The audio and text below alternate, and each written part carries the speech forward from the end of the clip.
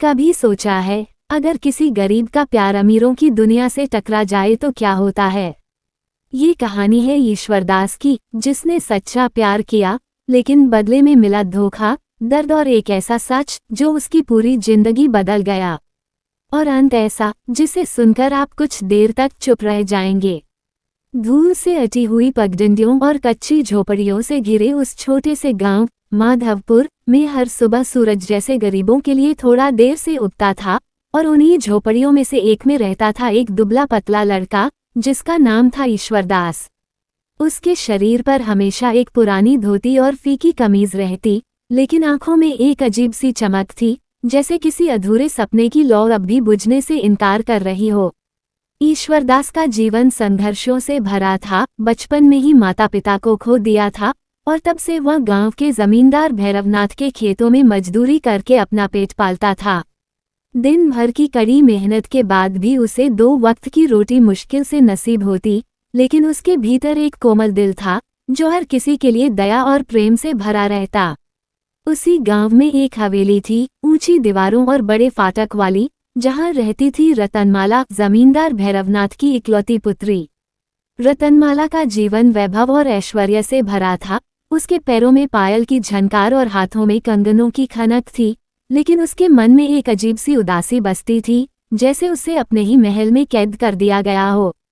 एक दिन जब ईश्वरदास खेतों में काम कर रहा था, तब अचानक उसकी नज़र हवेली के पास खड़ी रतनमाला पर पड़ी, जो चुपचाप दूर कहीं देख रही थी। उस एक पल में जैसे दोनों की आंखें मिली और समय ठहर सा गया। ईश्वरदास ने पहली बार किसी को इस तरह देखा था, इतना सुंदर, इतना अलग और शायद उतना ही अकेला। रतनमाला ने भी पहली बार किसी मजदूर की आंखों में इतनी सच्चाई और मासूमियत देखी थी।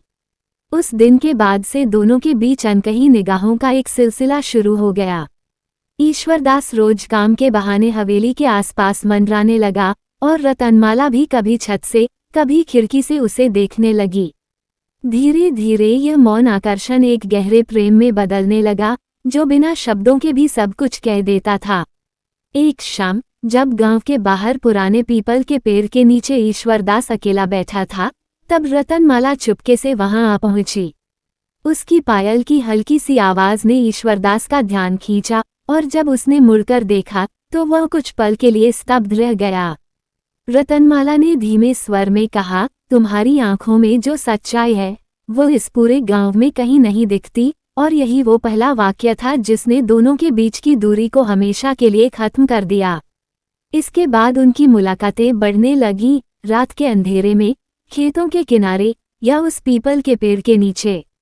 ईश्वरदास अपने सपनों की बातें करता और रतनमाला अपनी कैद की कहानी सुनाती। दोनों ने एक दूसरे में अपना संसार खोज लिया था, लेकिन ये प्रेम आसान नहीं था। एक तरफ गरीबी की जंजीरें थीं, तो दूसरी तरफ अमीरी का अहंकार। गांव में धीरे धीरे उनके प्रेम की खबर फैलने लगी और लोगों की फुसफुसाहटें तेज हो गईं।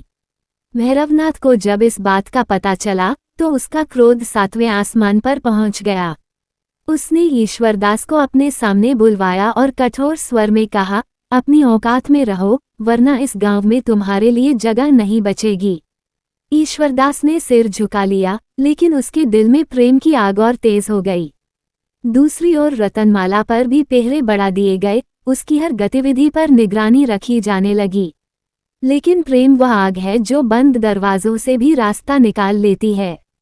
एक रात जब पूरा गांव गहरी नींद में था, रतनमाला हवेली की पिछली दीवार फांदकर ईश्वरदास से मिलने पहुंची। उस रात दोनों ने एक दूसरे से वादा किया कि चाहे जो हो जाए वे कभी अलग नहीं होंगे। लेकिन किस्मत ने उनके लिए कुछ और ही लिख रखा था। अगले ही दिन गांव में एक बड़ा हंगामा हुआ। रतनमाला की सगाई पास के राज्य के एक धनी युवक विक्रमसेन से तय कर दी गई। ये खबर सुनकर ईश्वरदास के पैरों तले जमीन खिसक गई। उसका दिल टूट चुका था, लेकिन उसने हार मानने से इनकार कर दिया। उसने तय किया कि वह रतनमाला से आखिरी बार मिलेगा और उससे पूछेगा कि क्या उसका प्रेम इतना कमजोर था कि वह इस बंधन को तोड़ नहीं सकती। उसी रात वो हवेली के पास पहुंचा, लेकिन इस बार सब कुछ बदल चुका था। हवेली के चारों ओर पहरा था और भीतर रतनमाला को बंद कर दिया गया था। फिर भी ईश्वरदास ने हार नहीं मानी और किसी तरह दीवार पार करके भीतर पहुंचा। जब वह रतनमाला के सामने आया तो उसकी आंखों में आंसू थे, लेकिन उनमें एक अजीब सी दूरी भी थी। उसने धीमे स्वर में कहा, ईश्वरदास, ये सब भूल जाओ, ये प्रेम अब संभव नहीं। ये सुनकर ईश्वरदास का दिल जैसे चकनाचूर हो गया। उसने कांपती आवाज में पूछा, क्या तुम्हारा प्रेम इतना ही कमजोर था? रतनमाला ने नजरें फेर ली और कहा, प्रेम पेट नहीं भरता और समाज के सामने टिक नहीं सकता। ये शब्द किसी खंजर से कम नहीं थे। उस रात ईश्वरदास चुपचाप वहां से चला गया, लेकिन उसके भीतर कुछ टूट चुका था। उसे समझ नहीं आ रहा था कि यह वही रतनमाला है जिसने कभी उसके साथ जीवन बिताने के सपने देखे थे, या कोई और बन चुकी है। उस रात के बाद गांव में सब कुछ सामान्य दिखने लगा, लेकिन ईश्वरदास के भीतर एक तूफान उठ चुका था, प्रेम, विश्वास और धोखे का तूफान, जो आगे चलकर न जाने कितनी जिंदगियां बदलने वाला था। उस रात के बाद जैसे माधवपुर की हवाओं का रंग ही बदल गया था। वही खेत, वही पगडंडियां, वही झोपड़ियां, पर ईश्वरदास के लिए सब कुछ सूना और अर्थहीन हो चुका था। जिस पीपल के पेड़ के नीचे कभी प्रेम की कस्में खाई थीं, अब वही स्थान उसे ताने देता प्रतीत होता था। हर पत्ता जैसे फुसफुसाकर कहता धोखा, और हर हवा का झोंका उसके घाव को और गहरा कर जाता। अगले कई दिनों तक वह खेतों में काम करने नहीं गया। भूख उसे सताती रही, पर दर्द उससे भी बड़ा था।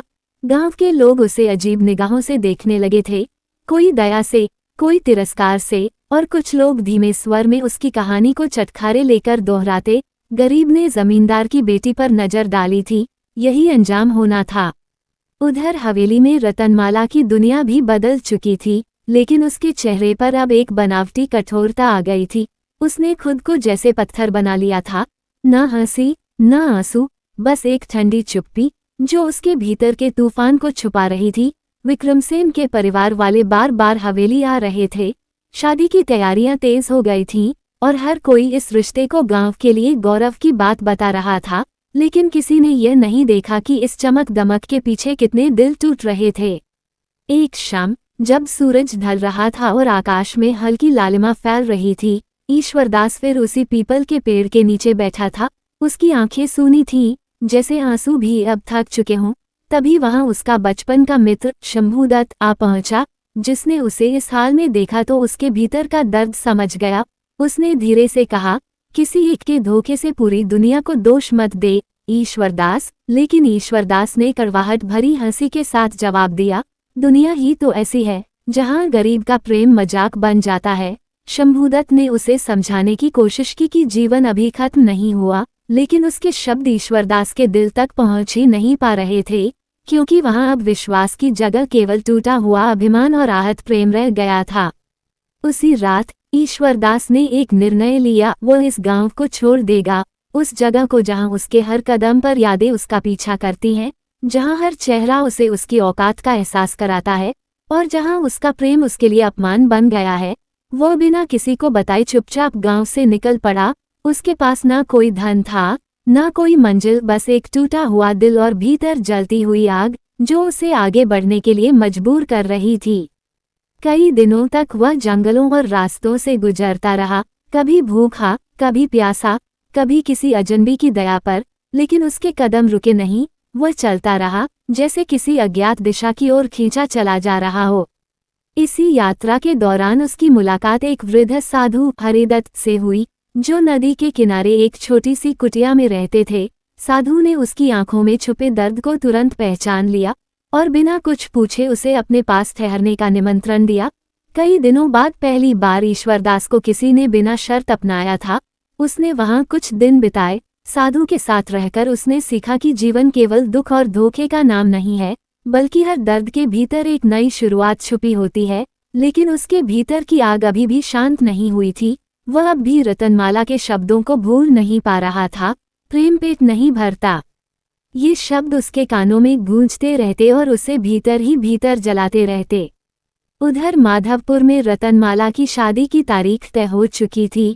पूरे गांव में उत्सव जैसा माहौल था, लेकिन रतनमाला के भीतर एक अजीब सी बेचैनी थी। वह बार बार उस रात को याद करती जब उसने ईश्वरदास को ठुकराया था। क्या वह सच में उसके दिल की आवाज थी या केवल समाज और डर के दबाव में लिया गया निर्णय? ये सवाल उसे हर पल कचोटता, लेकिन अब बहुत देर हो चुकी थी। उसने अपने ही हाथों अपने प्रेम को दफना दिया था। शादी के दिन जब वह दुल्हन के वेश में सजी तो आईने में खुद को देखकर उसे लगा जैसे वो किसी और को देख रही हो।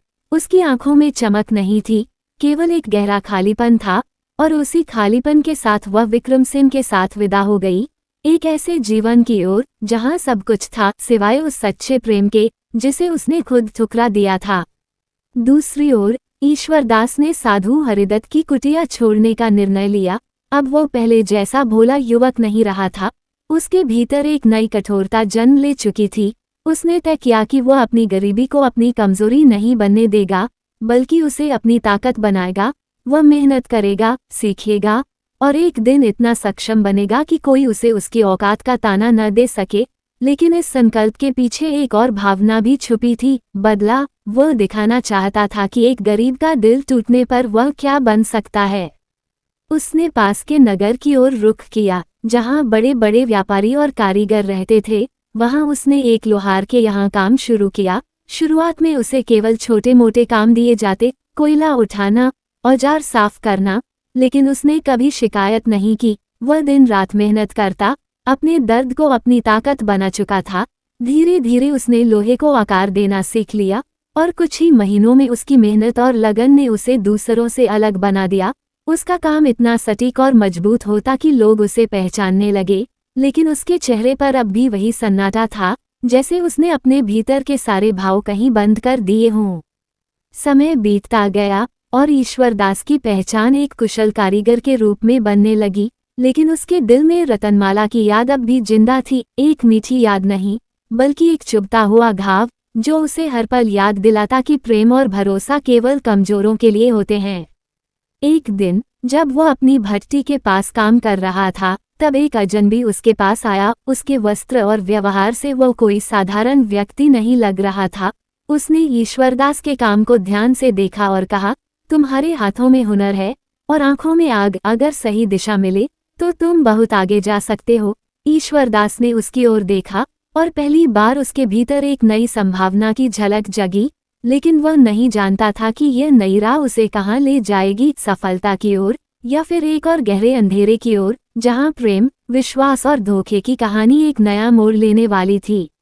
उस अजनबी की आंखों में एक अजीब सी चमक थी, जैसे वह केवल एक साधारण व्यापारी नहीं बल्कि किसी गहरी समझ और दूरदृष्टि वाला व्यक्ति हो। उसने अपना नाम बताया, ध्रुवसेन, और कहा कि वह दूरस्थ नगर अश्वतीर्थ से आया है, जहां बड़े व्यापारियों और शिल्पकारों की कद्र होती है, जहां हुनर की कीमत दी जाती है, और जहां किसी की औकात उसके जन्म से नहीं बल्कि उसके कर्म से तय होती है। ये बात सुनकर ईश्वरदास के भीतर जैसे कोई पुराना जख्म फिर से जाग उठा, लेकिन इस बार दर्द के साथ एक उम्मीद भी थी। ध्रुवसेन ने उससे कहा कि यदि वह चाहे तो उसके साथ अश्वतीर्थ चल सकता है। वहां उसे बड़ा काम मिलेगा, बेहतर अवसर मिलेंगे, और शायद वह अपनी किस्मत खुद लिख सकेगा। ईश्वरदास कुछ क्षण चुप रहा। उसके मन में कई विचार उमड़ने लगे, माधवपुर की यादें, रतनमाला का चेहरा, उसका टूटा हुआ दिल, सब कुछ जैसे एक साथ सामने आ गया। लेकिन फिर उसने अपने भीतर की उस आग को महसूस किया जो उसे आगे बढ़ने के लिए मजबूर कर रही थी। उसने बिना ज्यादा सोचे ध्रुवसेन का प्रस्ताव स्वीकार कर लिया, क्योंकि अब उसके पास खोने के लिए कुछ भी नहीं था। अगले ही दिन वह ध्रुवसेन के साथ अश्वतीर्थ की ओर निकल पड़ा। लंबी यात्रा के बाद जब वे वहां पहुंचे तो ईश्वरदास की आंखें आश्चर्य से फैल गईं। यह नगर माधवपुर से बिल्कुल अलग था। यहाँ ऊंची ऊंची इमारतें थीं, चौड़ी सड़कें थीं, और हर ओर व्यापार की चहल पहल थी। लोग यहाँ किसी की गरीबी या अमीरी से ज्यादा उसके काम को महत्व देते थे, और यही वह चीज थी जिसकी तलाश ईश्वरदास को थी। ध्रुवसेन उसे अपने विशाल कार्यशाला में ले गया, जहां दर्जनों कारीगर काम कर रहे थे। कोई तलवार बना रहा था, कोई कवच, कोई बारीक आभूषण, और हर कोई अपने काम में इतना मग्न था कि जैसे दुनिया से बेखबर हो। ध्रुवसेन ने उसे वहां काम पर रख लिया, लेकिन साथ ही यह भी कहा कि यहाँ टिकने के लिए केवल मेहनत नहीं बल्कि खुद को साबित करना होगा।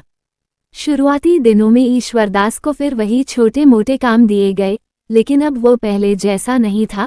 वो हर काम को इस तरह करता जैसे यह उसकी आखिरी कोशिश हो। उसने जल्दी ही वहाँ के काम को समझ लिया और कुछ ही महीनों में उसने अपनी एक अलग पहचान बना ली। उसकी बनाई तलवारें इतनी संतुलित और मजबूत होती कि योद्धा भी उसकी तारीफ करते। धीरे धीरे उसका नाम पूरे अश्वतीर्थ में फैलने लगा, एक गरीब लड़का जिसने अपने हुनर से सबको पीछे छोड़ दिया। लेकिन इस सफलता के पीछे एक सच्चाई छुपी थी। उसके भीतर अब भी एक खालीपन था, एक ऐसा खालीपन जिसे कोई सफलता भर नहीं पा रही थी। रात के सन्नाटे में जब वह अकेला होता तो रतनमाला की यादें उसे घेर लेती। उसके शब्द प्रेम पेट नहीं भरता अब भी उसके दिल में गूंजते रहते, और हर बार वह खुद से एक ही सवाल करता, क्या सच में प्रेम इतना कमजोर होता है, या फिर वह खुद ही कमजोर था।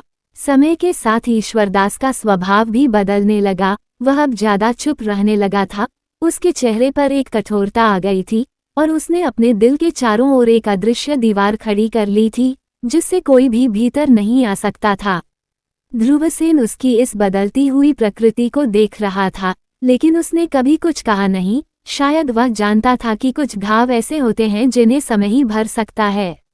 एक दिन जब कार्यशाला में एक विशेष आदेश आया राज्य के सेनापति के लिए एक विशेष तलवार बनाने का, तो ये जिम्मेदारी ईश्वरदास को सौंपी गई।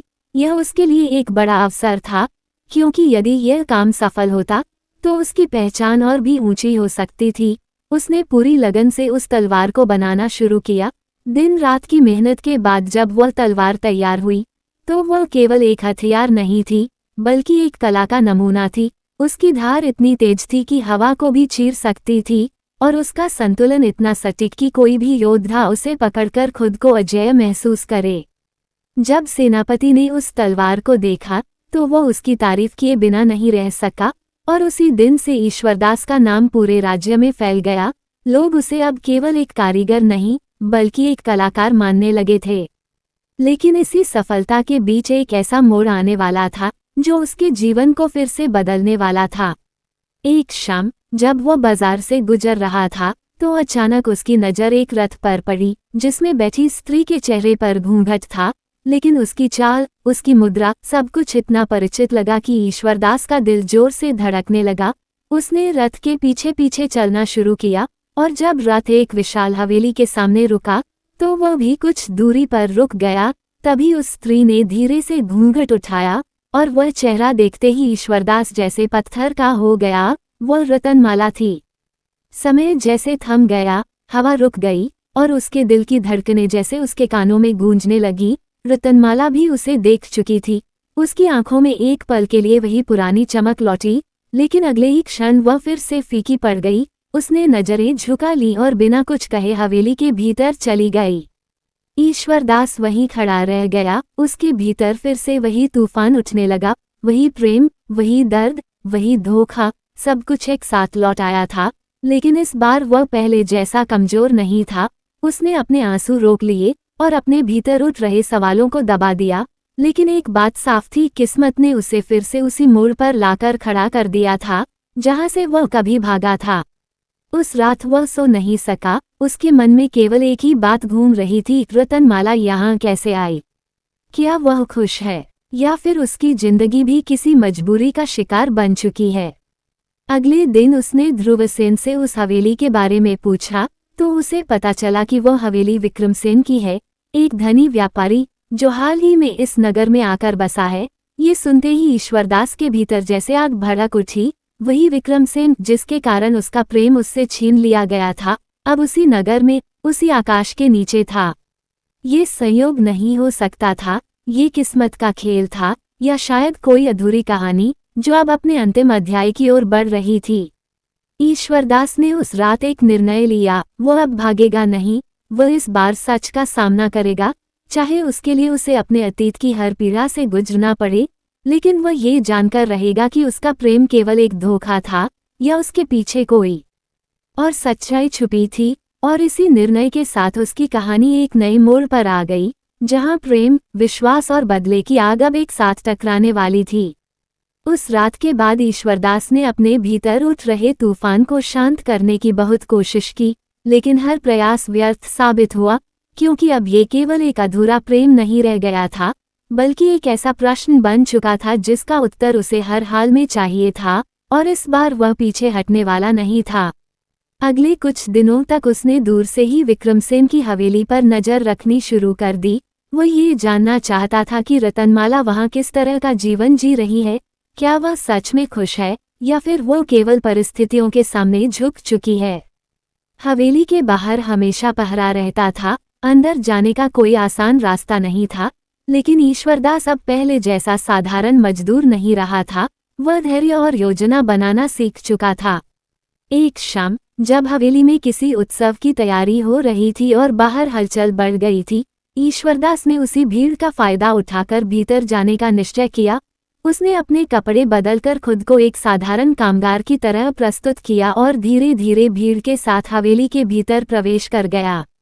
अंदर का दृश्य देखकर वह कुछ पल के लिए ठिठक गया। चारों ओर रोशनी, संगीत और वैभव था, लेकिन इस चमक के बीच भी उसे कुछ अजीब सा खालीपन महसूस हो रहा था, जैसे ये सब केवल दिखावा हो।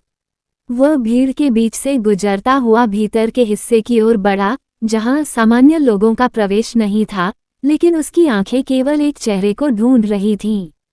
कुछ देर बाद उसने उसे देखा, रतनमाला, जो महंगे वस्त्रों और आभूषणों से सजी हुई थी, लेकिन उसके चेहरे पर वो खुशी नहीं थी जिसकी उम्मीद ऐसे अवसर पर की जाती है। उसकी आंखों में वही गहराई और थकान थी जिसे ईश्वरदास अच्छी तरह पहचानता था। ईश्वरदास कुछ पल के लिए वहीं खड़ा रह गया। उसके भीतर फिर से वही पुरानी भावनाएं जाग उठीं, लेकिन इस बार उनमें एक तीखी कसक भी शामिल थी।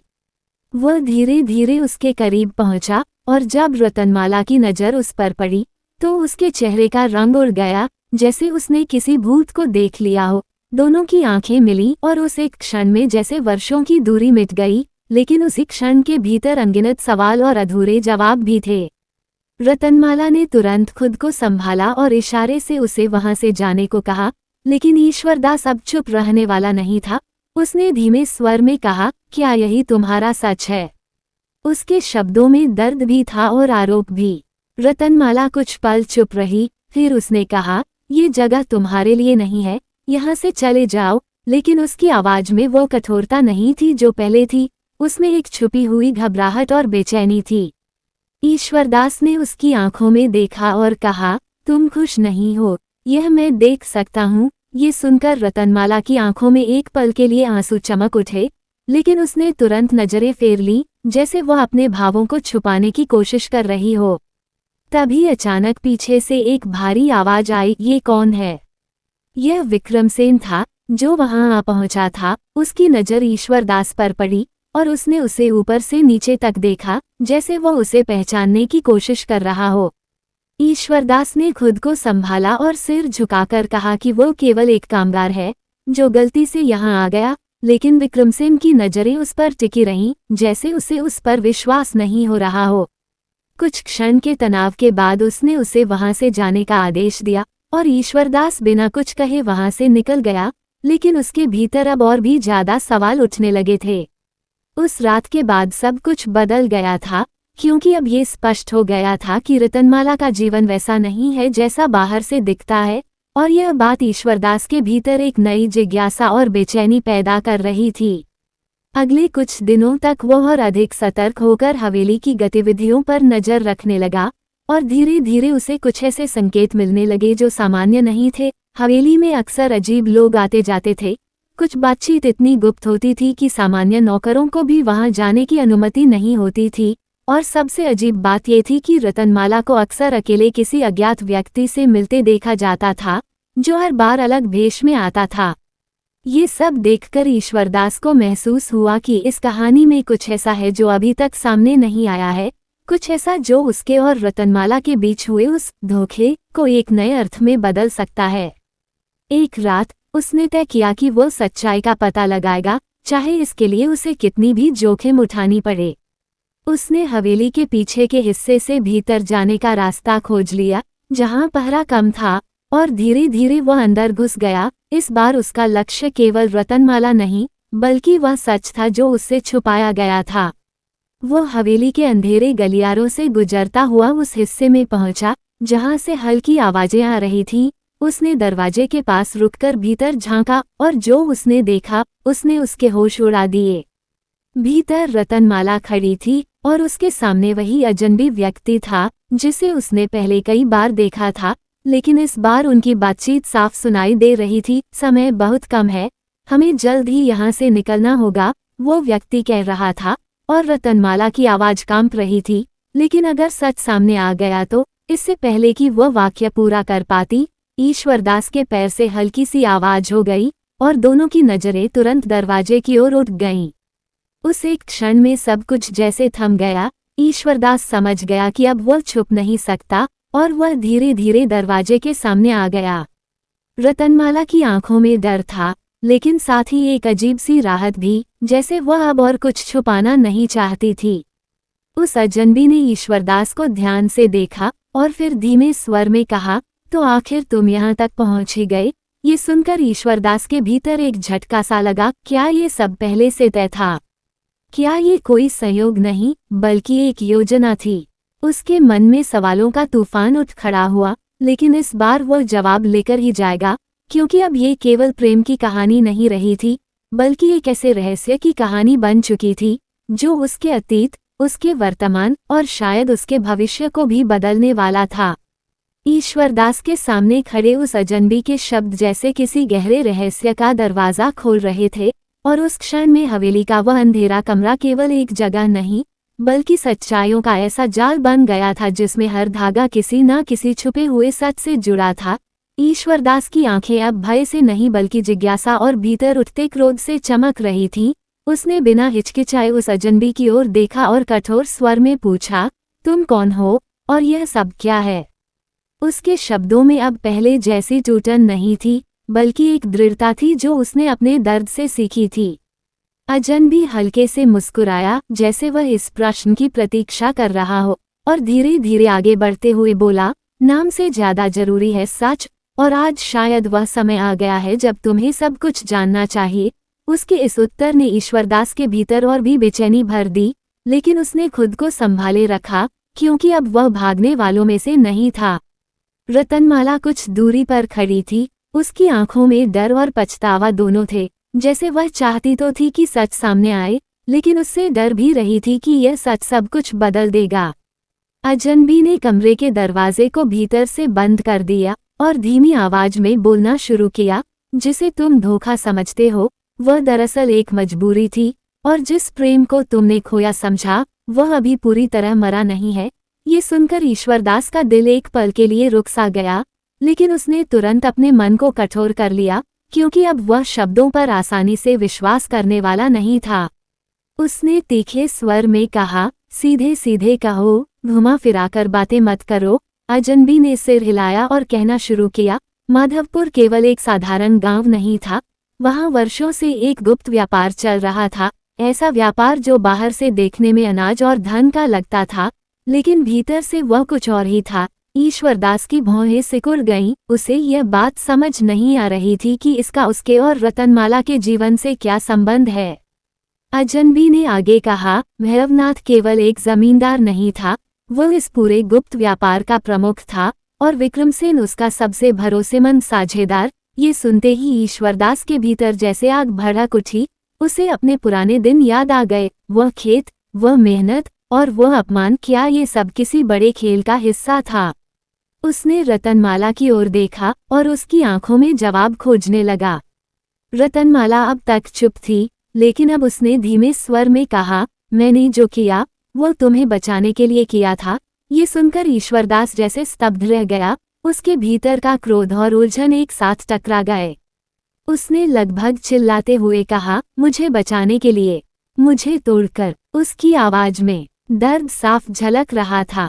रतनमाला की आंखों से आंसू बहने लगे, लेकिन उसने खुद को संभालते हुए कहा, उस रात जब तुम्हें हवेली से भगाया गया था, उसी रात तुम्हारे बारे में बात हो रही थी, तुम्हें रास्ते से हटाने की। ये सुनकर ईश्वरदास के पैरों तले जमीन खिसक गई। उसे विश्वास ही नहीं हो रहा था कि उसका जीवन इतनी बड़ी साजिश के बीच फंसा हुआ था। अजनबी ने बात को आगे बढ़ाते हुए कहा, मेरा नाम उदयनाथ है और मैं उस गुप्त जाल को खत्म करने के लिए वर्षों से काम कर रहा हूँ। रतनमाला मेरी सहायता कर रही है, ये सुनकर ईश्वरदास की आंखों में आश्चर्य और संदेह दोनों आ गए। उसने रतनमाला की ओर देखा, क्या ये वही लड़की थी जिसे उसने धोखेबाज समझा था, या वह किसी बड़े संघर्ष का हिस्सा थी?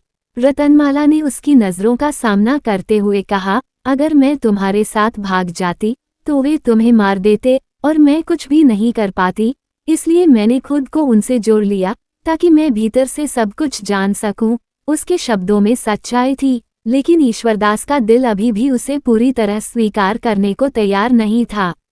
इतने वर्षों का दर्द, वह अपमान, वह अकेलापन, क्या ये सब केवल एक मजबूरी से मिट सकता था?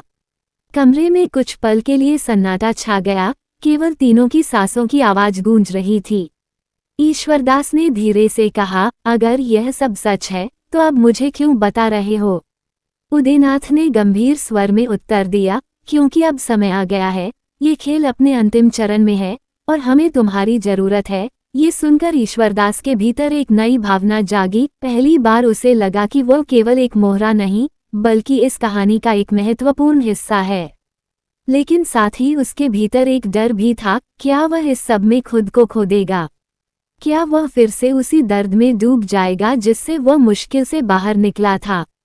रतनमाला ने धीरे से कहा, मैंने तुम्हें खोया नहीं है, मैंने केवल तुम्हें बचाने के लिए खुद को खो दिया। उसके ये शब्द सीधे ईश्वरदास के दिल में उतर गए, लेकिन इस बार उसने अपने भावों को बाहर नहीं आने दिया। उसने खुद को मजबूत बना लिया था। उसने गहरी सांस ली और कहा, अगर यह सच है तो मैं इस खेल को खत्म करूंगा, लेकिन इस बार किसी पर आंख मूंद कर भरोसा नहीं करूंगा। उसकी आवाज में अब एक नई दृढ़ता थी जो पहले कभी नहीं थी। उदयनाथ ने संतोष से सिर हिलाया, जैसे वह इसी जवाब की प्रतीक्षा कर रहा था। उसी क्षण से ईश्वरदास की कहानी एक नई दिशा में मुड़ गई। अब ये केवल प्रेम और धोखे की कहानी नहीं थी, बल्कि एक ऐसे संघर्ष की कहानी बन चुकी थी जिसमें सच्चाई, बदला और न्याय तीनों एक साथ टकराने वाले थे। और इस बार ईश्वरदास भागेगा नहीं, बल्कि हर उस सच का सामना करेगा जो अब तक उससे छुपाया गया था। उस रात के बाद ईश्वरदास के भीतर जैसे एक नया जन्म हुआ। वह अब वही टूट चुका प्रेमी नहीं रहा था जो कभी पीपल के पेड़ के नीचे बैठकर अपने भाग्य को कोसता था, बल्कि अब उसकी आंखों में एक ऐसी आग थी जो केवल अपने लिए नहीं, बल्कि उस पूरे छल और षड्यंत्र को जला देने के लिए जल रही थी जिसने न जाने कितने जीवनों को बर्बाद किया था। हवेली के उस अंधेरे कक्ष में हुई बातचीत के बाद तीनों, ईश्वरदास, रतनमाला और उदयनाथ, ने मिलकर एक योजना बनानी शुरू की, क्योंकि अब केवल सच जान लेना पर्याप्त नहीं था, उस सच को उजागर करना और उस जाल को तोड़ना भी उतना ही आवश्यक था। उदयनाथ ने धीरे धीरे उस गुप्त व्यापार का पूरा स्वरूप समझाना शुरू किया, कैसे भैरवनाथ और विक्रमसेन वर्षों से गांवों के गरीब लोगों को कर्ज के नाम पर फंसाते, उनकी जमीनें छीन लेते और फिर उन्हें मजबूर करके अवैध कामों में लगा देते, और जो भी उनके खिलाफ आवाज उठाने की कोशिश करता वो या तो गायब हो जाता या हमेशा के लिए चुप करा दिया जाता। ईश्वरदास के मन में एक के बाद एक पुराने दृश्य उभरने लगे। गांव के वे लोग जो अचानक कहीं चले गए थे, वे परिवार जो बिना किसी कारण के उजड़ गए थे, और वह खुद, जिसे शायद उसी अंधे खेल का अगला शिकार बनने वाला था। ये सोचकर उसका खून खौल उठा, लेकिन इस बार उसका क्रोध अनियंत्रित नहीं था, बल्कि एक ठंडी और सोची समझी आग में बदल चुका था।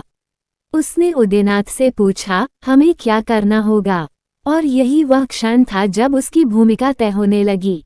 उदयनाथ ने कहा कि इस जाल को तोड़ने के लिए उन्हें अंदर से सबूत जुटाने होंगे, ऐसे सबूत जो न केवल विक्रमसेन और भैरवनाथ को बेनकाब करें, बल्कि उनके पूरे नेटवर्क को खत्म कर दें।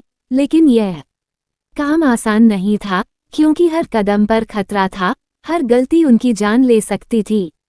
रतनमाला ने बताया कि हवेली के भीतर एक गुप्त कक्ष है, जहां सभी महत्वपूर्ण दस्तावेज और सौदों का लेखा जोखा रखा जाता है, लेकिन वहां तक पहुंचना लगभग असंभव था, क्योंकि उस जगह की सुरक्षा सबसे कड़ी थी। ईश्वरदास ने बिना झिझक कहा, असंभव कुछ नहीं होता, और उसके इस आत्मविश्वास ने दोनों को एक नई उम्मीद दी। अगले कुछ दिनों तक उन्होंने एक एक कदम सोच समझकर योजना बनाई, कब जाना है, कैसे जाना है, और सबसे महत्वपूर्ण, कैसे बिना पकड़े वापस आना है।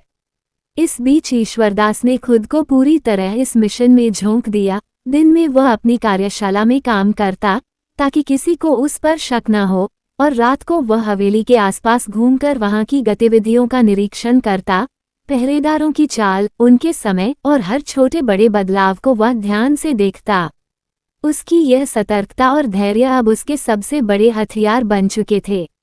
एक रात जब आकाश में बादल छाए हुए थे और चारों ओर घना अंधेरा था, उन्होंने अपने पहले कदम को अंजाम देने का निर्णय लिया।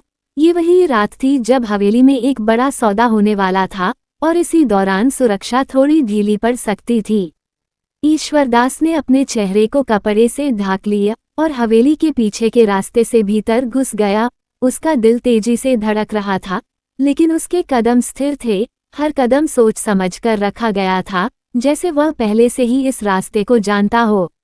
अंदर पहुंचते ही उसने संकेत के अनुसार रतनमाला को खोजा, जो पहले से तैयार थी। उसने उसे एक गुप्त रास्ते से उस हिस्से तक पहुंचाया जहां वह कक्ष था। दोनों बिना आवाज किए आगे बढ़ते रहे, लेकिन हर पल ऐसा लगता था जैसे कोई उन्हें देख रहा हो। अंततः वे उस दरवाजे तक पहुंच गए जिसके पीछे वह सच्चाई छुपी थी जिसे वे उजागर करना चाहते थे। दरवाजा मजबूत था, लेकिन ईश्वरदास ने अपनी कुशलता से उसे खोल लिया, और जब वे भीतर गए तो वहां रखे दस्तावेजों को देखकर उनके होश उड़ गए। ये केवल जमीनों या पैसों का खेल नहीं था, बल्कि इसमें लोगों की खरीद फरोख्त, अवैध हथियारों का व्यापार और न जाने कितनी काली सच्चाइयां छुपी थीं। ईश्वरदास ने तुरंत कुछ महत्वपूर्ण दस्तावेज इकट्ठा करने शुरू किए, लेकिन तभी अचानक बाहर से कदमों की आवाज आई। दोनों के दिल जैसे रुक गए। उन्होंने एक दूसरे की ओर देखा और तुरंत छुपने की कोशिश की। दरवाजा धीरे धीरे खुला और भीतर प्रवेश किया विक्रमसेन ने। उसकी आंखों में एक ठंडी मुस्कान थी, जैसे वह पहले से जानता हो कि कोई यहाँ आने वाला है। उसने धीरे से कहा, मैं जानता था कि ये दिन आएगा। उसकी आवाज में एक अजीब सा आत्मविश्वास था, जिसने स्थिति को और भी खतरनाक बना दिया। ईश्वरदास ने अपने आप को संभाला और सामने आ गया। अब छुपने का कोई फायदा नहीं था। विक्रमसेन ने उसे ध्यान से देखा और फिर हल्के से हंसा। तो तुम ही हो वह जिसके लिए इतना सब किया जा रहा है। उसके शब्दों में तिरस्कार था, लेकिन साथ ही एक छुपा हुआ खतरा भी।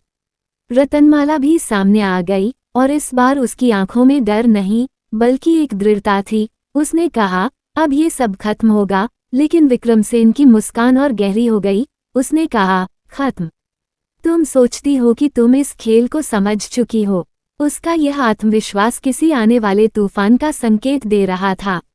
उस क्षण में ईश्वरदास को एहसास हुआ कि यह लड़ाई उतनी सरल नहीं है जितनी उन्होंने सोची थी। ये केवल एक जाल नहीं, बल्कि एक ऐसा जाल था जिसमें हर कदम पर एक नया मोड़ था।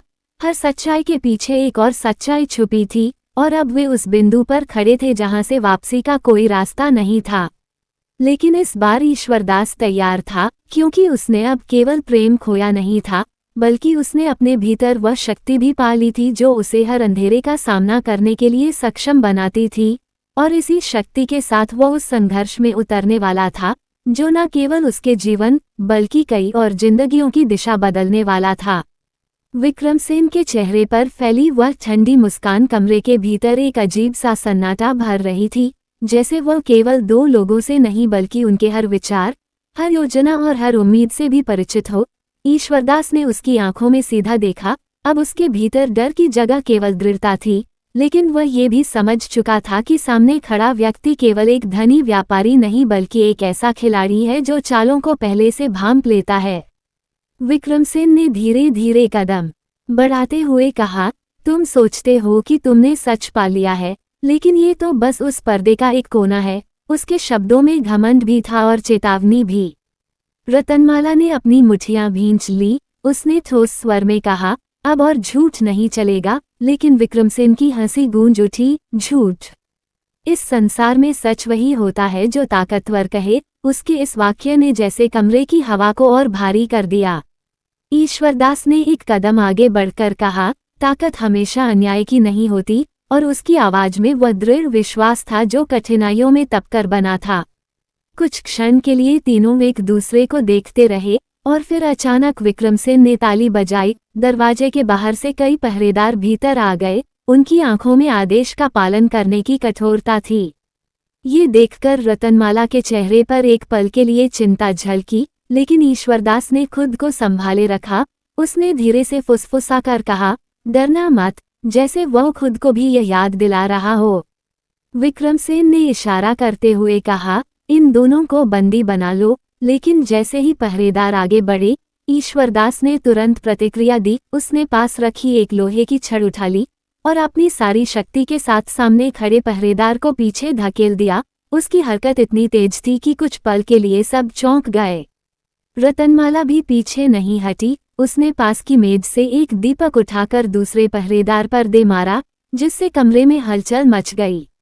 उस छोटे से कक्ष में अचानक संघर्ष छिड़ गया। चीखें, टकराहट और दौड़ते कदमों की आवाजें एक साथ गूंजने लगीं। ईश्वरदास ने अपनी मेहनत से सीखी ताकत और कौशल का इस्तेमाल करते हुए एक एक कर पहरेदारों को पीछे धकेला, लेकिन उनकी संख्या अधिक थी और ये लड़ाई लंबी नहीं चल सकती थी। उसी अफरा-तफरी के बीच रतनमाला ने ईश्वरदास का हाथ पकड़ा और कहा, इस तरफ, और उसे उस गुप्त रास्ते की ओर खींचने लगी जिससे वे अंदर आए थे। दोनों तेजी से उस संकरे मार्ग में घुस गए। पीछे से पहरेदारों की आवाजें गूंज रही थीं, लेकिन उस रास्ते की जटिलता ने उन्हें कुछ समय का फायदा दे दिया। वे दौड़ते रहे अंधेरे में, संकरी दीवारों के बीच, जहां हर मोड़ पर ठोकर खाने का डर था, लेकिन रुकने का कोई विकल्प नहीं था। आखिरकार वे हवेली के पीछे वाले हिस्से में निकल आए, जहां रात का अंधेरा उनका साथी बन चुका था। कुछ दूर जाकर दोनों रुक गए। उनकी सांसें तेज चल रही थीं, दिल जोर से धड़क रहा था और शरीर थकान से कांप रहा था, लेकिन वे बच निकले थे। कुछ क्षणों तक दोनों बिना कुछ कहे खड़े रहे। फिर ईश्वरदास ने धीरे से कहा, वह सब पहले से जानता था। उसकी आवाज में चिंता थी। रतनमाला ने सिर हिलाया, हाँ, और इसका मतलब है कि हमारे बीच कहीं न कहीं कोई ऐसा है जो हमारी हर बात उस तक पहुंचा रहा है। ये सुनकर ईश्वरदास के मन में एक नया शक पैदा हुआ। क्या ये संभव है कि उनका ही कोई साथी उन्हें धोखा दे रहा हो? यह विचार उसे भीतर तक हिला गया, क्योंकि अब वह केवल बाहरी दुश्मनों से नहीं बल्कि भीतर के विश्वास से भी लड़ रहा था। अगले दिन जब वह उदयनाथ से मिला और पूरी घटना बताई, तो उसके चेहरे पर भी गंभीरता आ गई। उसने कहा, ये खेल अब और खतरनाक हो गया है, हमें और सावधान रहना होगा। लेकिन उसके स्वर में एक अजीब सी झिझक भी थी, जिसे ईश्वरदास ने महसूस किया। उसने उदयनाथ की आंखों में देखा, जैसे वह उसके भीतर झांकने की कोशिश कर रहा हो, और उस क्षण में उसके मन में एक अनकहा सवाल उठा, क्या सच में कोई तीसरा व्यक्ति है, या फिर? लेकिन उसने उस विचार को वहीं रोक दिया, क्योंकि अभी उसके पास कोई ठोस प्रमाण नहीं था। इसके बाद उन्होंने अपनी योजना में बदलाव किया। अब सीधे टकराव के बजाय उन्होंने धीरे धीरे सबूत इकट्ठा करने का रास्ता चुना, लेकिन हर कदम पर उन्हें ये डर सताता रहा कि उनकी हर चाल किसी और तक पहुंच रही है। उधर विक्रमसेन ने भी अपनी चालें तेज कर दी थीं। हवेली की सुरक्षा और कड़ी कर दी गई, और रतनमाला पर भी नजर रखी जाने लगी, लेकिन वह अब पहले से ज्यादा सतर्क हो चुकी थी। उसने अपने हर कदम को इस तरह छुपाना सीख लिया था कि कोई उसकी असली मंशा को समझ न सके। समय बीतता गया, लेकिन तनाव लगातार बढ़ता गया, जैसे कोई अदृश्य धागा तीनों को एक ऐसे बिंदु की ओर खींच रहा हो जहां टकराव अनिवार्य था। एक रात, जब ईश्वरदास अकेला बैठा अपने अगले कदम के बारे में सोच रहा था, तभी उसे अचानक एक पुरानी बात याद आई। वह रात जब उदयनाथ ने उसे पहली बार सब कुछ बताया था, उस समय उसकी कुछ बातें अधूरी रह गई थीं। कुछ ऐसे संकेत थे जिन्हें उसने उस समय नजरअंदाज कर दिया था, लेकिन अब वे सब फिर से उसके दिमाग में उभरने लगे। क्या ये संभव है कि सच्चाई उतनी सीधी नहीं जितनी उसे दिखाई जा रही है? क्या ये पूरा खेल किसी और ही दिशा में जा रहा है? उसके मन में उठते इन सवालों ने उसे बेचैन कर दिया, और उसने तय किया कि वो अब केवल दूसरों के बताए रास्ते पर नहीं चलेगा, बल्कि खुद हर सच्चाई को परखेगा। उसी क्षण से उसकी दृष्टि बदल गई। अब वो केवल एक योद्धा नहीं था, बल्कि एक खोजी बन चुका था, जो हर परत के पीछे छुपे सच को उजागर करने के लिए तैयार था, चाहे वह सच कितना भी कड़वा क्यों न हो। और इसी बदलाव के साथ उसकी कहानी एक और गहरे मोड़ पर पहुंच गई, जहां भरोसा, शक और सच्चाई तीनों एक साथ उलझने वाले थे, और शायद इस बार सबसे बड़ा धोखा वहीं से मिलने वाला था, जहां उसने सबसे ज्यादा विश्वास किया था। उस रात के बाद ईश्वरदास की आंखों में नींद जैसे कहीं खो गई थी। अब हर चेहरा उसे एक सवाल की तरह दिखाई देता था, हर शब्द के पीछे उसे कोई छुपा अर्थ महसूस होता था, और हर भरोसे के पीछे एक शक जन्म ले चुका था। उसने अब तय कर लिया था कि वह किसी पर आंख बंद करके विश्वास नहीं करेगा, न उदयनाथ पर, न रतनमाला पर, और न ही अपने पुराने भावों पर। अगले ही दिन उसने अपने काम को सामान्य बनाए रखा, ताकि किसी को उसके भीतर चल रहे तूफान का अंदाजा न हो। लेकिन भीतर ही भीतर वह हर छोटी बड़ी बात को जोड़ने लगा। उदयनाथ का अचानक मिलना, उसका हर बात पहले से जानना, और फिर उस रात विक्रमसेन का सब कुछ जान लेना, ये सब केवल संयोग नहीं हो सकता था। शाम ढलते ही वह अकेले निकल पड़ा। इस बार उसका लक्ष्य हवेली नहीं बल्कि सच था, और वह सच उसे कहीं भी मिल सकता था। उसने सबसे पहले उस पुराने मार्ग की ओर रुख किया जहां से हवेली तक गुप्त रास्ता जाता था। वहां पहुंचकर उसने चारों ओर ध्यान से निरीक्षण किया, और तभी उसकी नज़र एक छोटे से चिन्ह पर पड़ी, एक ऐसा निशान जिसे उसने पहले कभी नहीं देखा था, लेकिन जो किसी संकेत की तरह प्रतीत हो रहा था, जैसे किसी ने जानबूझकर उसे वहां छोड़ा हो। उसने उस निशान को ध्यान से देखा और उसके पीछे पीछे बढ़ने लगा। वह रास्ता उसे हवेली से दूर नगर के एक सुनसान हिस्से की ओर ले गया, जहां पुराने खंडहर पड़े थे और रात के समय कोई वहां जाने की हिम्मत नहीं करता था। ईश्वरदास का दिल तेजी से धड़क रहा था, लेकिन उसके कदम नहीं रुके, क्योंकि अब वह डर के पार निकल चुका था। जैसे ही वो उन खंडहरों के भीतर पहुंचा, उसे धीमी आवाजें सुनाई दी, किसी की बातचीत। वो तुरंत एक टूटी दीवार के पीछे छुप गया और ध्यान से सुनने लगा। कुछ ही क्षणों में जो शब्द उसके कानों में पड़े, उन्होंने उसकी पूरी दुनिया हिला दी। वो अब शक करने लगा है, यह आवाज उदयनाथ की थी, और दूसरी आवाज विक्रमसेन की। ईश्वरदास के कानों में जैसे एक तेज गूंज भर गई। उसका दिल एक पल के लिए थम गया। उसने फिर से ध्यान से सुनने की कोशिश की, और जो उसने सुना वो उसके सबसे बड़े डर की पुष्टि थी। उदयनाथ कह रहा था, मैं उसे संभाल लूंगा, वह अभी पूरी सच्चाई नहीं जानता। और विक्रमसेन ने शांत स्वर में उत्तर दिया, ध्यान रखना, वो अब पहले जैसा नहीं रहा। अगर वो हमारे खिलाफ गया तो उसे खत्म करना पड़ेगा। ये सुनते ही ईश्वरदास के भीतर जैसे सब कुछ टूट गया। जिस व्यक्ति पर उसने सबसे ज्यादा भरोसा किया, वही उसके साथ खेल खेल रहा था। उसकी मुट्ठियां अपने आप भींच गईं, लेकिन उसने खुद को शांत रखा, क्योंकि अब ये भावनाओं का नहीं बल्कि समझदारी का समय था। वह चुपचाप वहां से निकल गया, बिना किसी को भनक लगे। लेकिन अब उसके भीतर एक नया संकल्प जन्म ले चुका था। अब वह इस खेल को उनके नियमों से नहीं, अपने नियमों से खेलेगा। उस रात उसने अकेले बैठकर हर बात को जोड़ा। उदयनाथ का उसे इस जाल में लाना, उसे धीरे धीरे सच्चाई दिखाना, और फिर उसे एक मोहरे की तरह इस्तेमाल करना, सब कुछ अब स्पष्ट हो चुका था। लेकिन एक सवाल अब भी बाकी था, रतनमाला। क्या वह भी इस खेल का हिस्सा थी, या फिर वह भी एक मोहरा थी? ये सवाल उसके दिल को चीर रहा था, क्योंकि अगर रतनमाला भी इस धोखे में शामिल थी, तो फिर उसके पास कुछ भी नहीं बचेगा। अगले दिन उसने रतनमाला से मिलने का निर्णय लिया, लेकिन इस बार उसके मन में प्रेम नहीं, बल्कि सच जानने की आग थी। रात के समय वह फिर हवेली के पीछे पहुंचा, लेकिन इस बार वह पहले से ज्यादा सतर्क था। उसने हर कदम सोच समझकर रखा, और अंततः वह रतनमाला तक पहुंच गया। जैसे ही रतनमाला ने उसे देखा, उसकी आंखों में राहत की एक झलक आई, लेकिन ईश्वरदास के चेहरे की कठोरता देखकर वह समझ गई कि कुछ बदल चुका है। उसने धीरे से पूछा, क्या हुआ? लेकिन ईश्वरदास ने सीधे कहा, उदयनाथ कौन है? उसके इस प्रश्न ने रतनमाला को कुछ पल के लिए स्तब्ध कर दिया। उसकी आंखों में एक अजीब सी घबराहट उभरी, और यही वह क्षण था जिसने ईश्वरदास को बहुत कुछ समझा दिया। उसने आगे कहा, सच बताओ, वरना अब कुछ भी नहीं बचेगा। उसकी आवाज में कोई भाव नहीं था, केवल एक सख्त निर्णय था। रतनमाला कुछ क्षण चुप रही, जैसे वह अपने भीतर की लड़ाई लड़ रही हो, और फिर उसने धीरे से कहा, तुम जो सोच रहे हो, वह पूरी तरह गलत भी नहीं है, और पूरी तरह सही भी नहीं। यह उत्तर ईश्वरदास के लिए और भी उलझन भरा था। उसने गुस्से में कहा, साफ साफ कहो। और तब रतनमाला ने जो कहा, उसने कहानी को एक और गहरे मोड़ पर ला खड़ा किया। उदयनाथ वही है जिसने इस पूरे खेल की शुरुआत की थी, लेकिन अब वह इसे खत्म करना चाहता है। ये सुनकर ईश्वरदास की आंखों में अविश्वास था, लेकिन वह अब बिना प्रमाण के किसी बात को मानने को तैयार नहीं था।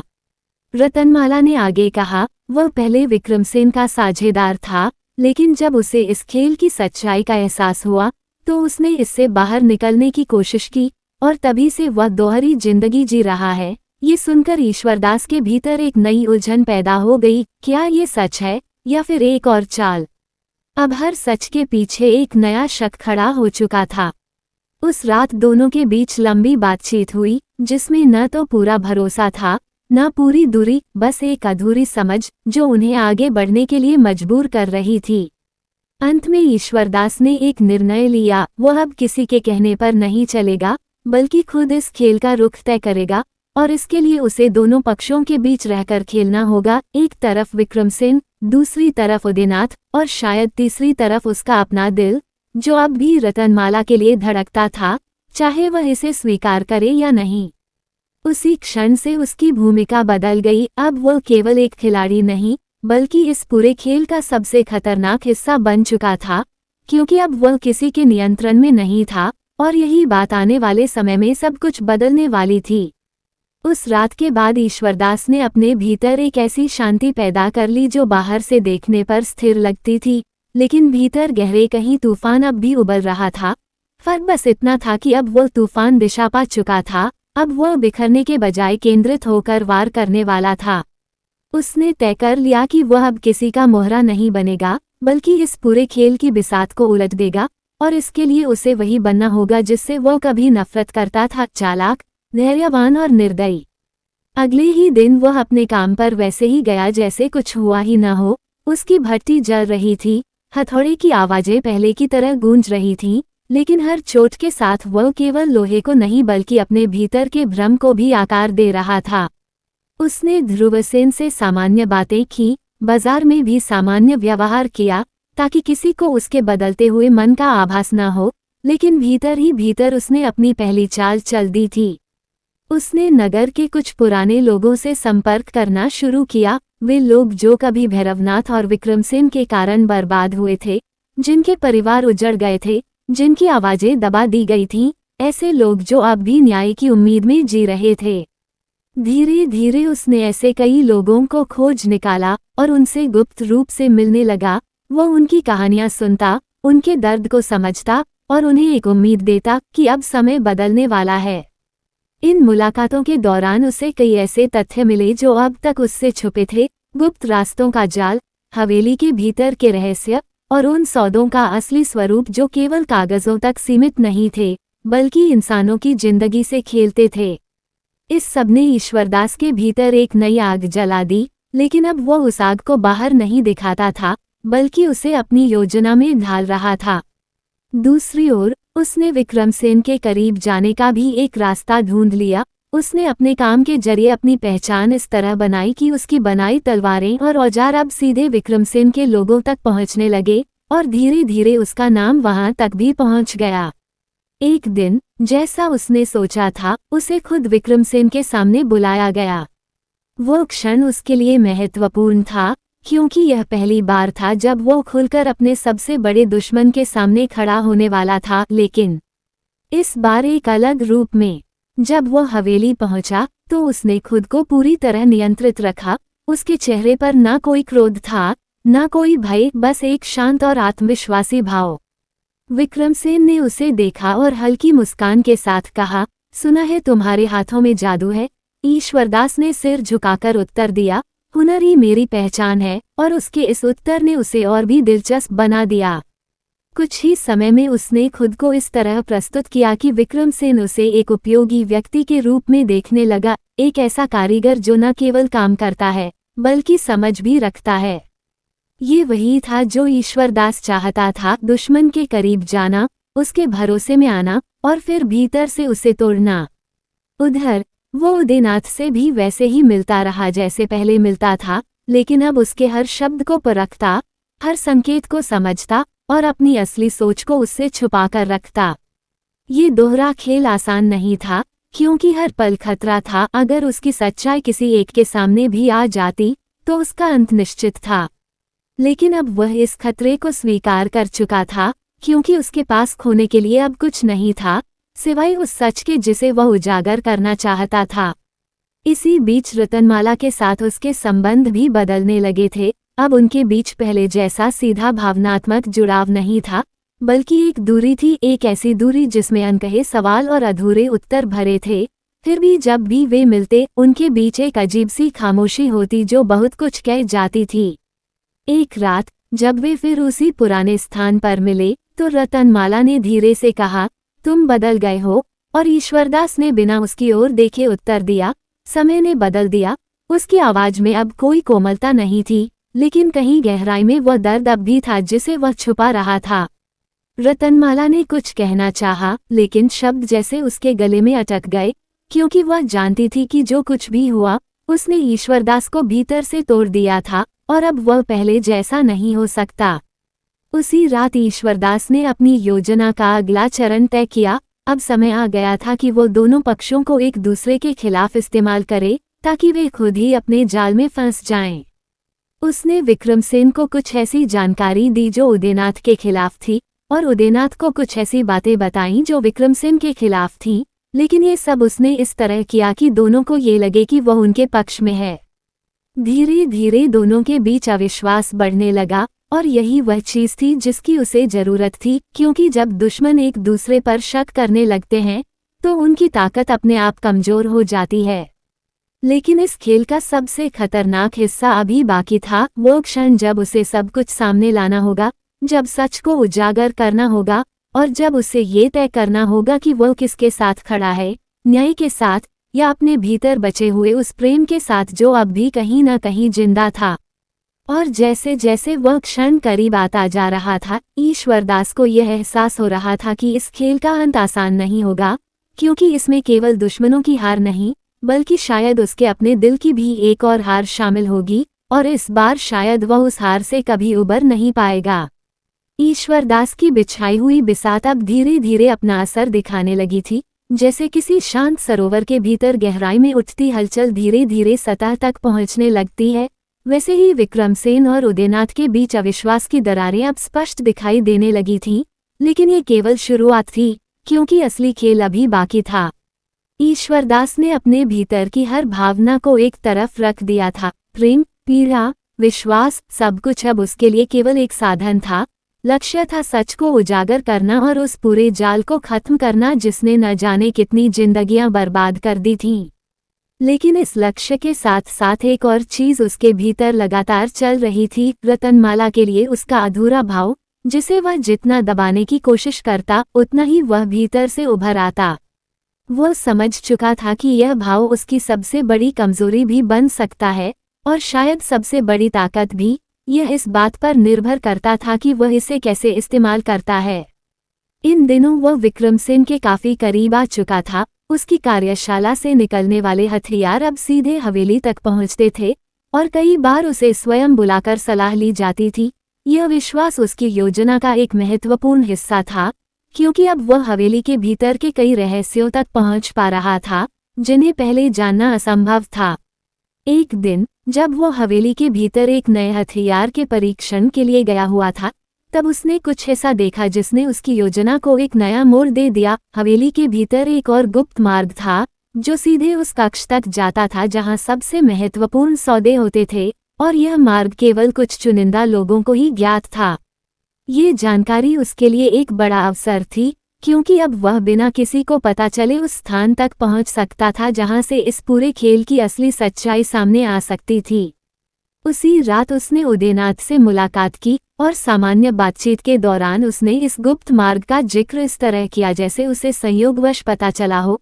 उदयनाथ के चेहरे पर एक पल के लिए जो भाव आया, उसने ईश्वरदास को बहुत कुछ समझा दिया। यह मार्ग उसके लिए भी नया था, या फिर वह ये दिखाना चाहता था कि यह नया है। ईश्वरदास ने कुछ नहीं कहा, लेकिन उसके भीतर यह शक और गहरा हो गया कि उदयनाथ अब भी कुछ छुपा रहा है। अगले कुछ दिनों तक उसने अपनी योजना को और मजबूत किया। उसने उन लोगों से संपर्क बढ़ाया जो इस जाल के शिकार थे, और धीरे धीरे उन्हें एकजुट करना शुरू किया। लेकिन ये काम बहुत सावधानी से करना पड़ता था, क्योंकि एक छोटी सी गलती सब कुछ बर्बाद कर सकती थी। इस बीच विक्रमसेन और उदयनाथ के बीच तनाव बढ़ता जा रहा था। दोनों अब एक दूसरे पर खुलकर विश्वास नहीं कर रहे थे, और यही वह स्थिति थी जिसका ईश्वरदास इंतजार कर रहा था। लेकिन जैसे जैसे वह अपने लक्ष्य के करीब पहुंच रहा था, वैसे वैसे खतरा भी बढ़ता जा रहा था, क्योंकि अब हर कोई सतर्क था, हर कोई शक की नज़र से देख रहा था, और हर कदम पर जोखिम था।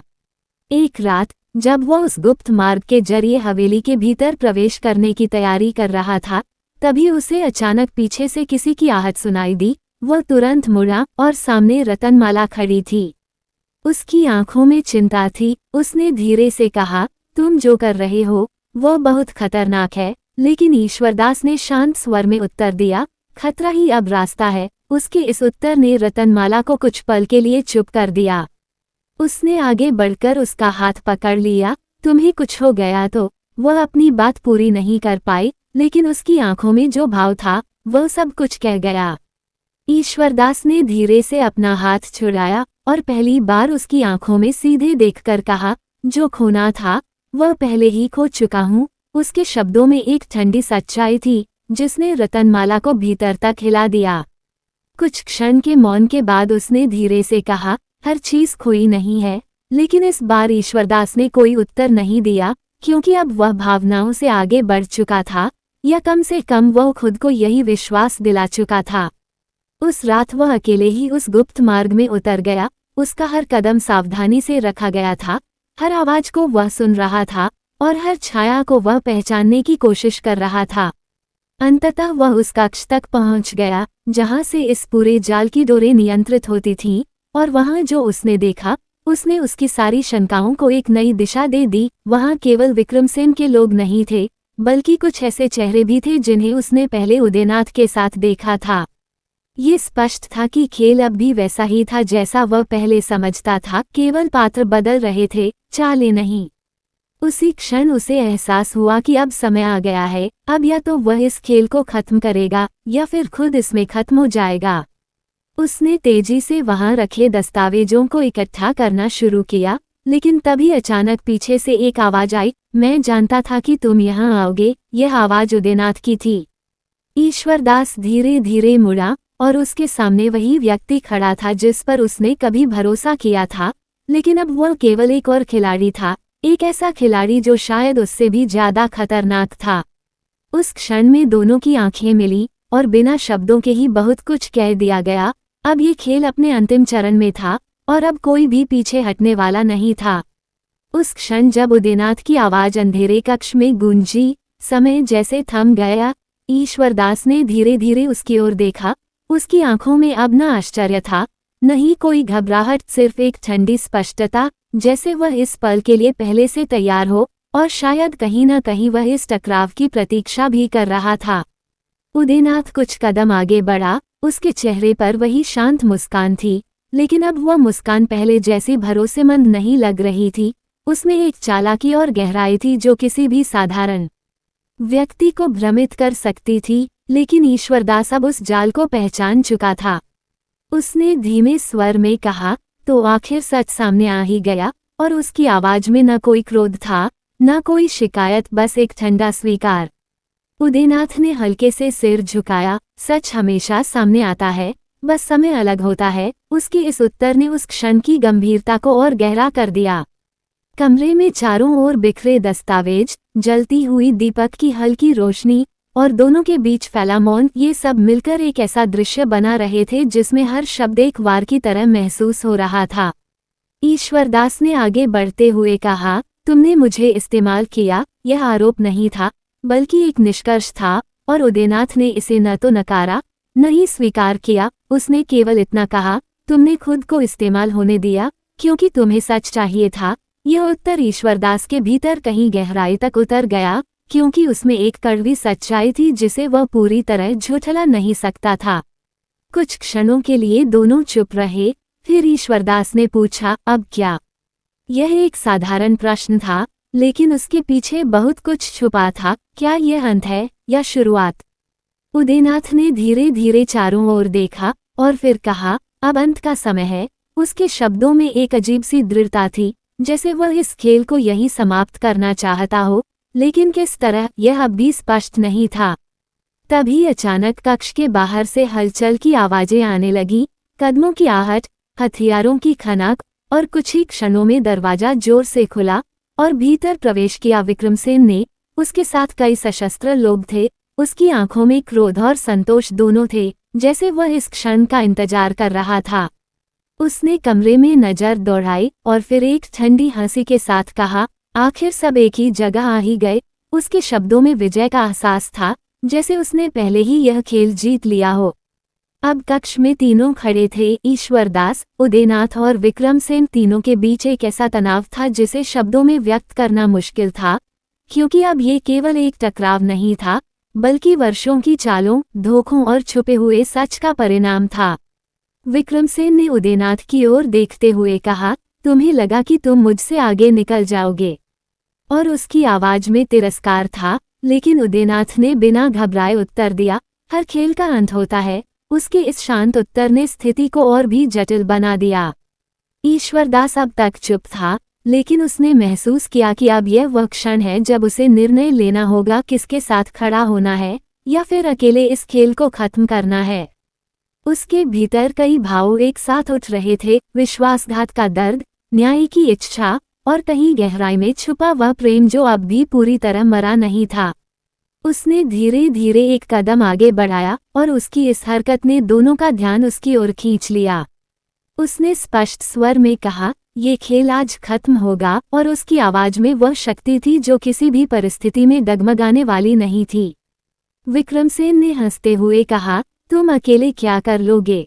लेकिन इस बार ईश्वरदास ने उसकी ओर देखकर उत्तर दिया, अकेला नहीं हूँ। और जैसे ही उसने ये कहा, बाहर से कई लोगों की आवाजें गूंज उठीं। वे लोग जिन्हें उसने एकजुट किया था, वे लोग जो इस जाल के शिकार थे, अब वे सब वहां पहुंच चुके थे। ये दृश्य विक्रमसेन के लिए अप्रत्याशित था। उसकी आंखों में पहली बार चिंता की झलक दिखाई दी, क्योंकि अब ये केवल एक निजी टकराव नहीं रहा था, बल्कि एक खुला विद्रोह बन चुका था। उदयनाथ ने भी यह सब देखा और उसके चेहरे पर एक हल्की सी मुस्कान आई, जैसे वह समझ गया हो कि खेल अब उसके हाथ से निकल चुका है। कक्ष के बाहर से आती आवाजें तेज होती जा रही थीं, और अब ये स्पष्ट था कि यह टकराव केवल शब्दों तक सीमित नहीं रहेगा।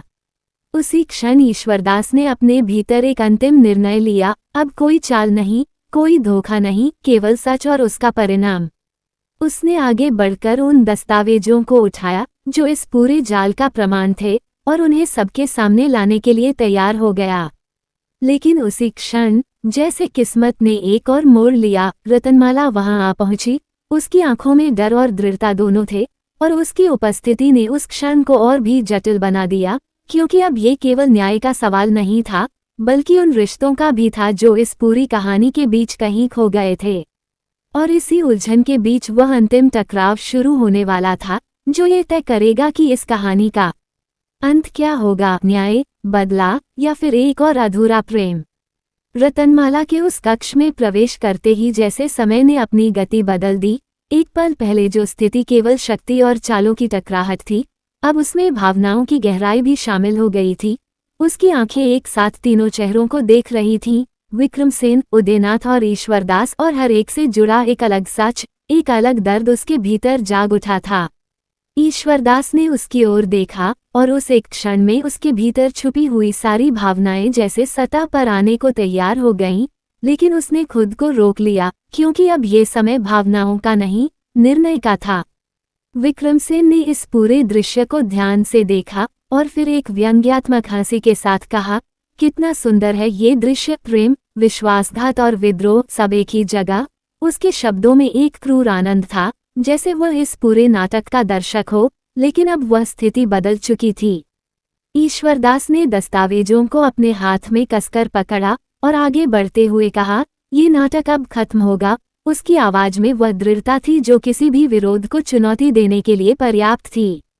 बाहर से आती आवाजें अब और तेज हो चुकी थीं, लोग हवेली को घेर चुके थे, और यह स्पष्ट था कि अब ये संघर्ष केवल कुछ लोगों तक सीमित नहीं रहेगा। उदयनाथ ने एक गहरी सांस ली और फिर धीरे से कहा, तुमने ये सब सोचा नहीं था, है ना? ये प्रश्न विक्रमसेन की ओर था, लेकिन उसका उत्तर देने से पहले ही स्थिति और भी तीव्र हो गई, क्योंकि बाहर से दरवाजे पर जोर पड़ने लगा था। विक्रमसेन ने अपने लोगों को संकेत दिया और वे तुरंत अपनी जगह पर तैयार हो गए, लेकिन इस बार उनका आत्मविश्वास पहले जैसा नहीं था, क्योंकि अब वे संख्या में कम थे और सामने केवल हथियार नहीं, बल्कि उन लोगों का आक्रोश था जिन्हें वर्षों तक दबाया गया था। इसी बीच रतनमाला आगे बढ़ी और उसने ईश्वरदास के सामने खड़े होकर धीमे स्वर में कहा, जो भी करो सोचकर करना। उसके शब्दों में एक चेतावनी भी थी और एक विनती भी, लेकिन ईश्वरदास ने बिना उसकी ओर देखे उत्तर दिया, अब सोचने का समय निकल चुका है। ये कहते हुए उसने दस्तावेजों को ऊपर उठाया ताकि कमरे में मौजूद हर व्यक्ति उन्हें देख सके। उसी क्षण दरवाजा जोर से टूटा और बाहर खड़े लोग भीतर आ गए। उनके चेहरे पर गुस्सा था, आंखों में बदले की आग और दिल में वर्षों का दर्द। ये दृश्य देखकर विक्रमसेन के चेहरे पर पहली बार स्पष्ट चिंता दिखाई दी, लेकिन उसने खुद को संभाला और ऊंची आवाज में कहा, ये सब झूठ है, ये सब एक साजिश है। लेकिन अब उसके शब्दों का असर पहले जैसा नहीं था, क्योंकि सच अब छुपा नहीं रह सकता था। ईश्वरदास ने एक एक करके उन दस्तावेजों को सबके सामने रखा और उनके भीतर छुपे हुए सौदों, अत्याचारों और अपराधों की सच्चाई उजागर होने लगी। हर पंक्ति, हर हस्ताक्षर एक नया आरोप बनकर सामने आ रहा था और हर शब्द उन लोगों के लिए एक प्रमाण था जो अब तक केवल पीड़ित थे। भीड़ में खड़े लोग अब चुप नहीं थे, उनकी आवाजें उठने लगी और वह सन्नाटा जो वर्षों से उनके भीतर था अब टूट चुका था। इस पूरे दृश्य के बीच उदयनाथ चुपचाप खड़ा था, जैसे वह इस परिणाम की प्रतीक्षा कर रहा हो, लेकिन उसके चेहरे पर अब भी एक रहस्य था, जैसे उसके पास अब भी कोई आखिरी चाल बची हो। और तभी उसने अचानक कहा, ये सब अभी खत्म नहीं हुआ है। उसके इस वाक्य ने सबका ध्यान उसकी ओर खींच लिया और अगले ही क्षण उसने कुछ ऐसा किया जिसकी किसी ने कल्पना नहीं की थी। उसने आगे बढ़कर स्वयं को दोषी घोषित कर दिया। उसने कहा कि इस पूरे जाल की शुरुआत उसी ने की थी और वह ही इसका असली सूत्रधार है। ये सुनकर सब स्तब्ध रह गए, क्योंकि यह सच उनके सामने मौजूद सच्चाई से भी बड़ा था। विक्रमसेन ने भी यह सुना और उसके चेहरे पर एक अजीब सी मुस्कान आ गई, जैसे वह इस मोड़ की अपेक्षा कर रहा था। ईश्वरदास ने उदयनाथ की ओर देखा और उसके मन में एक नया सवाल उठ खड़ा हुआ, क्या ये सच है या फिर एक और चाल? रतनमाला की आंखों में आंसू आ गए, क्योंकि अब वह समझ चुकी थी कि यह कहानी केवल प्रेम और धोखे की नहीं, बल्कि उन लोगों की भी है जिन्होंने अपने अपने तरीके से गलतियां की और अब उनके परिणाम सामने आ रहे थे। कमरे में खड़े हर व्यक्ति के लिए ये क्षण एक निर्णय का था, क्या वे केवल बदला लेंगे या सच को समझकर आगे बढ़ेंगे। ईश्वरदास के सामने अब सबसे कठिन विकल्प था, क्योंकि उसके हाथ में केवल न्याय नहीं, बल्कि कई जिंदगियों का भविष्य भी था। और इसी निर्णय के साथ यह कहानी अपने अंतिम पड़ाव की ओर बढ़ रही थी, जहां हर सच सामने आएगा, हर धोखा उजागर होगा और ये तय होगा कि अंत में क्या बचेगा, न्याय, पछतावा या फिर एक ऐसा प्रेम जो हर परीक्षा के बाद भी जीवित रह सकता है। उदयनाथ के स्वयं को दोषी घोषित करते ही उस कक्ष का वातावरण जैसे जम गया, हवा भारी हो गई और हर व्यक्ति की नजरें एक ही बिंदु पर टिक गईं, उस व्यक्ति पर जिसने अब तक इस पूरे खेल को किसी अदृश्य धागे की तरह जोड़े रखा था, लेकिन अब वह स्वयं सामने खड़ा था, अपने ही बनाए जाल को उजागर करते हुए। ईश्वरदास ने उसे गहराई से देखा, उसकी आंखों में अब केवल शक नहीं था, बल्कि एक ऐसा प्रश्न था जिसका उत्तर इस पूरे संघर्ष की दिशा तय कर सकता था, क्या ये सच है या फिर एक अंतिम चाल। विक्रमसेन के चेहरे पर जो मुस्कान आई थी वह साधारण नहीं थी, उसमें एक अजीब सी संतुष्टि थी, जैसे वह जानता हो कि यह स्वीकारोक्ति कहानी को किसी और दिशा में ले जाएगी। बाहर खड़ी भीड़ अब अंदर आ चुकी थी और हर व्यक्ति इस दृश्य का साक्षी बन गया था। उनके चेहरों पर गुस्सा था, लेकिन साथ ही एक उलझन भी, क्योंकि अब दोषी केवल एक नहीं बल्कि कई परतों में सामने आ रहा था।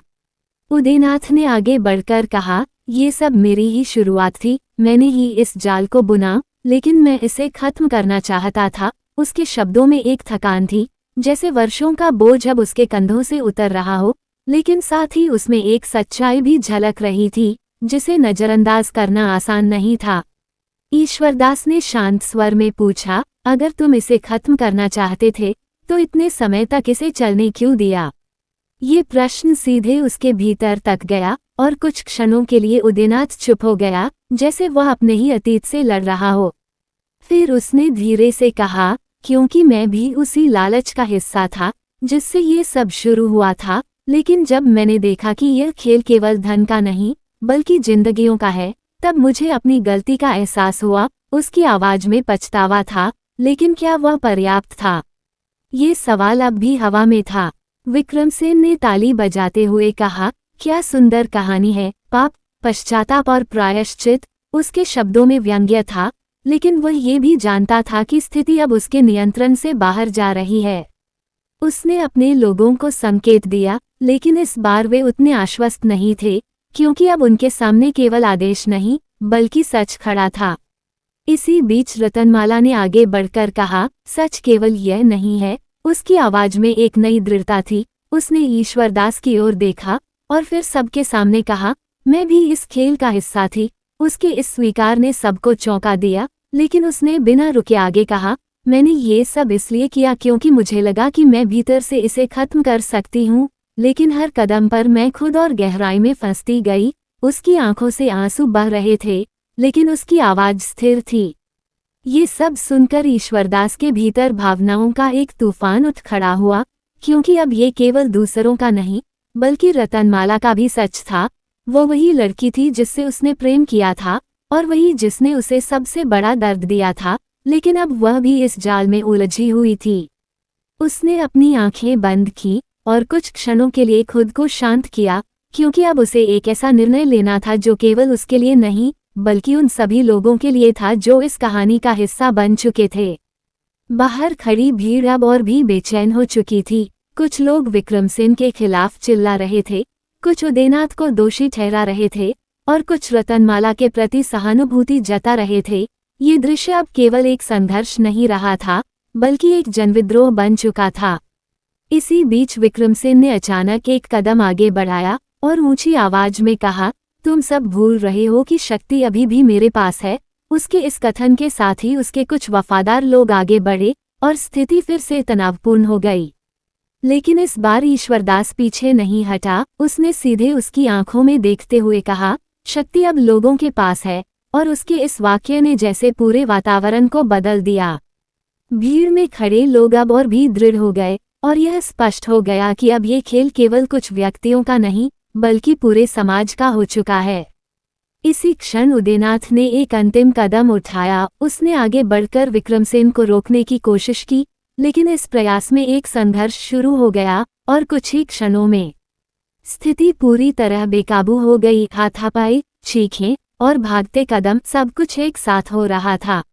इस अफरा-तफरी के बीच ईश्वरदास ने देखा कि स्थिति नियंत्रण से बाहर जा रही है और अगर अब उसने कुछ नहीं किया तो ये सब केवल एक और विनाश में बदल जाएगा।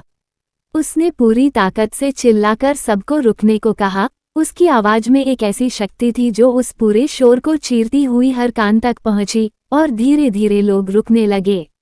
उस सन्नाटे में उसने आगे बढ़कर कहा, ये लड़ाई अब खत्म होगी, लेकिन बदले से नहीं, सच से। उसके शब्दों में एक ऐसी स्पष्टता थी जिसने हर व्यक्ति को सोचने पर मजबूर कर दिया। अब सभी की नजरें उसी पर थीं, क्योंकि वह अब इस पूरे संघर्ष का केंद्र बन चुका था और उसका अगला निर्णय ही ये तय करेगा कि इस कहानी का अंत क्या होगा, खून खराबा या न्याय। और इसी क्षण से कहानी अपने अंतिम अध्याय की ओर बढ़ने लगी, जहां हर पात्र को अपने कर्मों का सामना करना होगा और जहां ये तय होगा कि क्या प्रेम और सच्चाई इस अंधेरे को जीत सकते हैं या फिर यह अंधेरा ही सब कुछ निगल जाएगा। उस क्षण जब ईश्वरदास की आवाज ने पूरे कक्ष को शांत कर दिया, जैसे वर्षों से उबलता हुआ क्रोध अचानक एक ठंडी हवा से थम गया हो। हर चेहरा उसकी ओर मुड़ गया था, कुछ उम्मीद से, कुछ भय से और कुछ इस प्रतीक्षा में कि अब क्या होने वाला है। ये वह पल था जहां केवल निर्णय नहीं बल्कि पूरी कहानी का सार सामने आने वाला था। ईश्वरदास धीरे धीरे आगे बढ़ा। उसके कदम स्थिर थे, आंखों में एक अजीब सी शांति थी जो किसी साधारण मनुष्य में नहीं होती। वह शांति जो केवल तब आती है जब कोई अपने भीतर के सारे द्वंद्व से गुजर चुका हो। उसने चारों ओर देखा। विक्रमसेन, जिसकी आंखों में अब भी अहंकार की आखिरी चिंगारी जल रही थी, उदयनाथ, जिसके चेहरे पर पछतावे और थकान की गहरी लकीरें थीं, और रतनमाला, जिसकी आंखों में आंसू और उम्मीद दोनों एक साथ ठहरे हुए थे। बाहर खड़े लोग भी अब पूरी तरह शांत थे, जैसे वे सब उस एक निर्णय की प्रतीक्षा कर रहे हों जो उनके भविष्य को तय करेगा। ईश्वरदास ने धीरे से कहा, ये कहानी केवल अपराध और सजा की नहीं है, यह उन गलतियों की भी है जो हम सबने की हैं। उसके शब्दों में कोई आरोप नहीं था, बल्कि एक सच्चाई थी जो हर व्यक्ति को भीतर तक छू रही थी। उसने विक्रमसेन की ओर देखते हुए कहा, तुमने शक्ति को अत्याचार समझ लिया। फिर उदयनाथ की ओर मुड़कर बोला, और तुमने गलती को सुधारने में देर कर दी। और अंत में उसकी नज़र रतनमाला पर ठहर गई, और तुमने सच को छुपाकर उसे और उलझा दिया। उसके ये शब्द किसी कटुता से नहीं, बल्कि एक गहरी समझ से निकले थे। कुछ क्षणों के लिए फिर सन्नाटा छा गया, लेकिन इस बार वह सन्नाटा भारी नहीं, बल्कि विचारों से भरा था।